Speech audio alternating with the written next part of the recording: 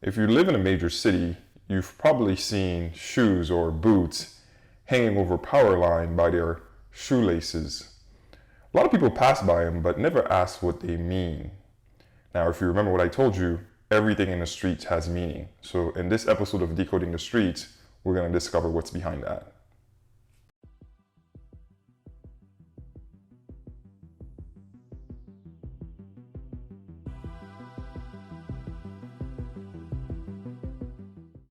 So I live in Brooklyn, so seeing shoes hanging by their laces over power line is something you encounter quite often in my hood.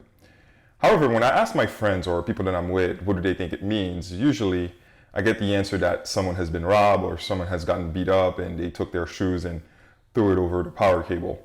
That's actually wrong, believe it or not. That's far from the truth.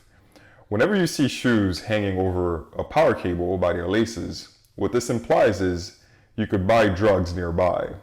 It's basically a symbol put up by a drug dealer to tell a community that you could purchase some of his products.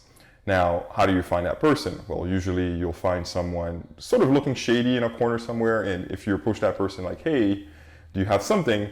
They might have what you're looking for.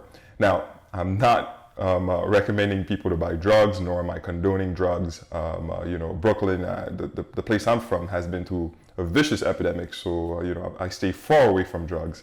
I'm simply pointing to the fact that the street symbol of shoes hanging over a power line means that someone is selling drugs nearby.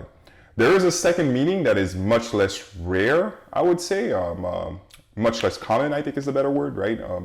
And if someone in a neighborhood has died, someone of notoriety, typically what the neighborhood would do is take their shoes and hang over the power cable to symbolize that that person is walking in heaven.